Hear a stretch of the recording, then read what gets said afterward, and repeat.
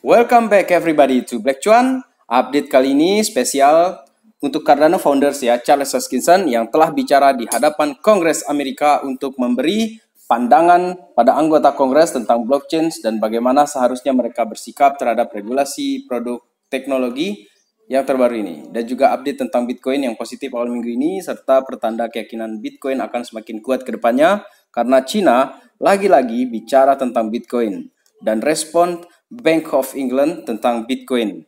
And let's dive in, my friend. Bicara di depan Kongres, Charles Hoskinson mengajukan pengaturan mandiri kripto yang didukung perangkat lunak. Hoskinson merasa peraturan untuk industri kripto ini harus didefinisikan dengan lebih baik, tetapi kepatuhan itu harus datang dari industri itu sendiri, bukan dari otoritas pengatur. Hoskinson ini menyamakan tentang pengaturan ideal untuk regulasi kripto dengan cara kerja regulasi mandiri perbankan, dan itu dikatakan di hadapan sidang Kongres. Dia memberitahu legislator ini merupakan kemitraan publik swasta. Yang perlu dilakukan adalah menetapkan batasan-batasannya. Lalu, yang bisa kita lakukan sebagai inovator itu adalah menulis perangkat lunak untuk membantu mewujudkannya. Dan perwakilan Republik Austin Scott dari Georgia ya, itu mengatakan bahwa baik SEC maupun CFTC ya tidak memiliki tenaga yang cukup untuk mengawasi ribuan cryptocurrency di pasar, dengan mengatakan tidak mungkin untuk mengatur semua mata uang ini. Dan seperti yang dikutip oleh tweet berikut ini ya, mereka bertanya seperti tadi itu dikatakan, how do you determine which of the 20,000 crypto should be regulated? Bagaimana mengatur 20.000 aset tersebut? Jadi mereka ini ternyata ya masih ya mungkin ya berpikir bahwa akan ada orang ataupun pegawai yang duduk di meja lalu dia kerjanya itu setiap hari mengevaluasi kertas serta menentukan hasil judgement mereka atau penilaian mereka terhadap suatu aset kripto, dan itu kan cara lama, cara tradisional. Dan bayangkan akan ada berapa karyawan yang akan bekerja siang dan malam untuk melihat detail-detail dari produk cryptocurrency yang totalnya itu katanya di 20.000 aset itu ya. Dan berikut Charles Hoskinson menjawab sekaligus memberi edukasi mengenai kinerja algoritmik dalam blockchain ya. Interested in any comments that any of you may have on of the 20,000 cryptos, how you determine who should be regulated? Well, one of the powers of our industry is the fact that regulation can become algorithmic. So you don't have to think, well, which person's going to sit down and look at this big pile? Think of the IRS and tax returns. We could quadruple the size of the IRS, we still couldn't audit every single American. It's just not possible. And so what you have to do is say, what tools do we have at our capability? And what's magical about cryptocurrencies is that in the transactions themselves, they can carry metadata, they can carry identity. Rule makers and policy makers can take a step back and say, well, these are the things that we care about, and we can make sure inside the systems that those things don't settle and clear until those things are present. So it's really more of a conversation of what do you care about, and then what we can do as technologists is create a self-certification system, and then what can happen is when there are anomalies or special cases, which often would be rare, then the CFTC or another regulatory body could look through and say, well, let's investigate that. That's generally how we do law enforcement in the nation. We don't break into everybody's house. We wait until we get a warrant, and you have to have some cause for it. So there needs to be some social infrastructure for that. So self-certification is different than an agency regulating. Well, they're interconnected.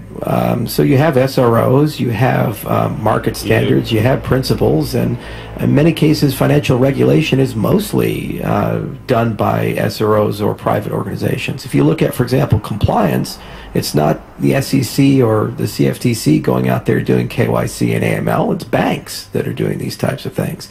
So it's a public-private partnership, and what needs to be done is to establish those boundaries, and then what we can do as innovators is write software to help make that happen. And literally that's what Chainalysis is doing right now and their competitors.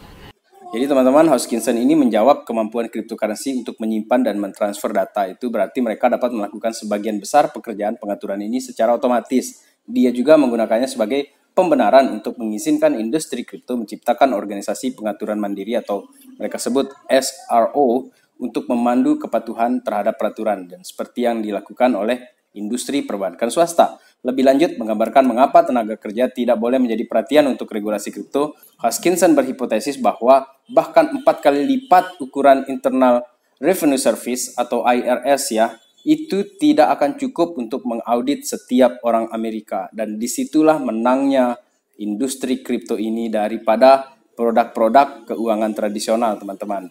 Dan kesaksian Hoskinson ini di hadapan Kongres tersebut ya, juga menunjukkan bahwa dia tertarik untuk bekerja dengan regulator federal dalam mengembangkan aturan yang baru yang menyatakan bahwa kepatuhan terhadap peraturan dan undang-undang yang berlaku di Amerika Serikat harus menjadi nilai panduan bagi industri blockchain. Tetapi ini tanpa melupakan ya, ini adalah teknologi baru dan kelas aset baru yang radikal yang tidak dapat dengan mudah untuk masuk ke dalam batas undang-undang dan pengujian yang dibuat hampir seabad yang lalu. Jadi harus ada relevansi dengan kemajuan teknologi saat ini. Sehingga secara ringkas ya, kalau mau dikatakan, semua harus memahami dulu, barulah mereka bisa menyesuaikan regulasi yang akan dibuat terhadap kripto ini.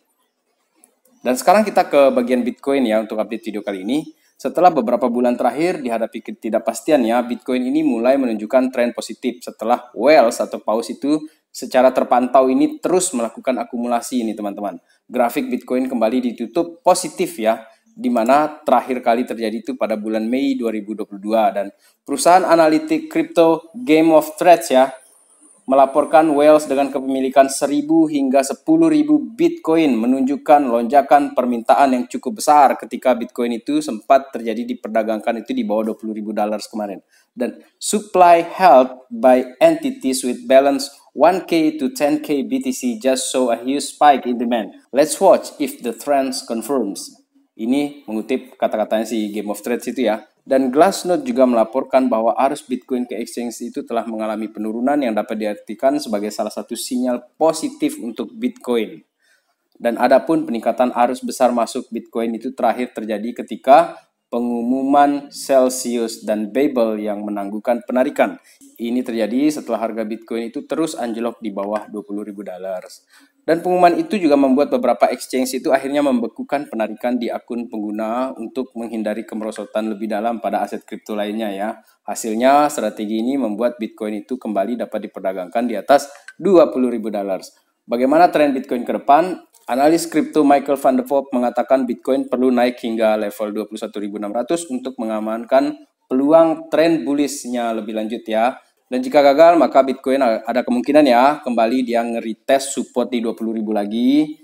Dan ini ya untuk diketahui bersama ini teman-teman, ini merupakan analisa untuk versi short term atau mid terms untuk Bitcoin. Dan bagi teman-teman yang barangkali sedang DCA sekarang ini ya, melakukan akumulasi terus-menerus, maka kita sepertinya harus membiasakan diri untuk melihat charts atau grafik itu dengan time frame yang lebih besar. Bisa dari yang 3 hari, 8 hari, atau 1 minggu, atau 2 minggu gitu-gitu ya.